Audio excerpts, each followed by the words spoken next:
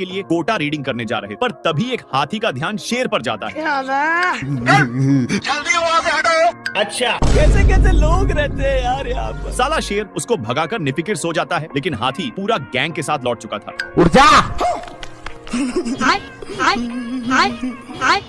हाथी लोग अपना पढ़ाई छोड़कर शेर को परेशान करने में लग जाते हैं, क्योंकि हाथी लोग पहले ही फैसला कर लिए थे। हे प्रभु, हे प्रभु, हे हरि राम। मेरे को जाना पड़ेगा, मेरे को जाना। फिर शेर को एक हिरण दिख चुका था और इस पर ढप्पा बोलने वाला था कि हिरण इसको देखते ही, पर ये क्या हिरण तो इतने लोगों को देखकर भागा है।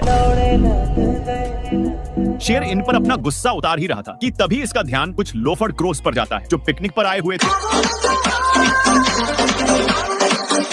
ये सब क्या देखना पड़। पर शेर हाथियों से पीछा छुड़ाने के लिए भागने रहा था।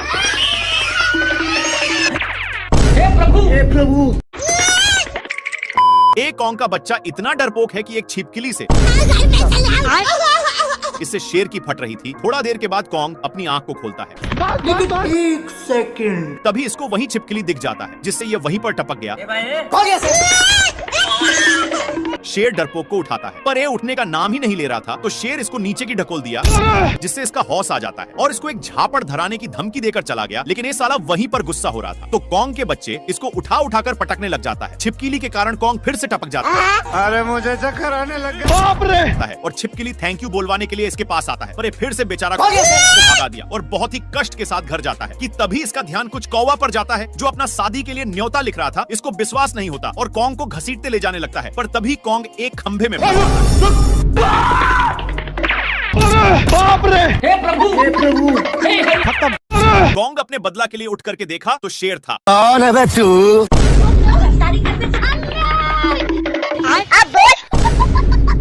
डरपोक छिपकली को देखते ही छिप गया, फिर से चेक करने के लिए निकलता है। भारी मिस्टेक हो गया सर। लेकिन शेर माफ करने के लिए तैयार ही नहीं था और पुष्पा राज के स्टाइल में छिपकली को घुमाने लगता है कि तभी मिस्टेक से छिपकली हाथ से छूट जाता है। हे प्रभु, हे प्रभु। हे हरि राम। शेर का कॉलर में हाथ लगाकर अपनी औकात दिखा रहा था।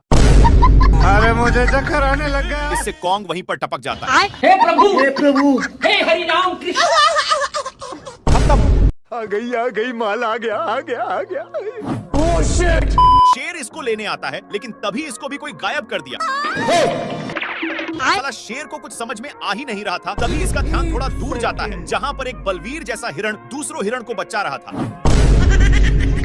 भारी मिस्टेक हो गया सर। ये इतना कसकर दहाड़ता है कि वहाँ के सारे पक्षी अपनी जान बचाकर भाग जाते हैं। इसको कुछ समझ में नहीं आता है और इसको जैसे ही जानने की कोशिश करता है, ये वैसे ही अपना स्टाइल दिखाने लगा। इसके वजह से पूरा धरती हिलने लग जाता है। साला मुझे चूना लगा रहा था। लेकिन शेर पत्थर को रोकने के चक्कर में साला ये दुख का खत्म नहीं होता बे। खत्म। थोड़ा देर के बाद अपना बदला लेने आ जाता है, पर तभी इसका ध्यान एक कौवा पर जाता है जो अपने माल के चक्कर में धोखा खाया हुआ था। अब बेचारा शेर इसको देखकर कुछ और ही समझ लेता है। कौन है बे तू? हिरण अपने बीवियों को बाहर जाने के लिए कह दिया और अपनी औकात दिखाता है, जिसके कारण शेर पेड़ पर चढ़ चुका था। लेकिन थोड़ा ही देर में धरती डोलना बंद। साला शेर जैसे ही पीछा छुड़ाता है, वैसे ही रेड हिरण गोला बना बनाकर मारने लगता है, क्योंकि शेर हिरणों को बहुत छेड़ता है। लेकिन ये सब कारनामा एक मेढक देख रहा था। हे प्रभु, गोला चलाकर इतना गांज दिया था कि हे प्रभु, हे प्रभु। हे हरि राम। लेकिन अब रेड हिरण के पास एक भी गोला नहीं बचा था। साले को छोड़ूंगा नहीं।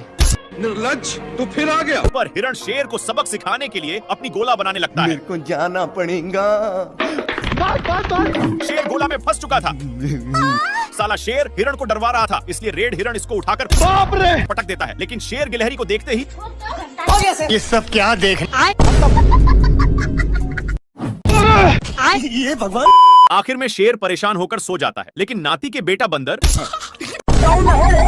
शेर देखने के लिए उठता है। भारी मिस्टेक हो गया। शेर का शक बंदर पर हो चुका था,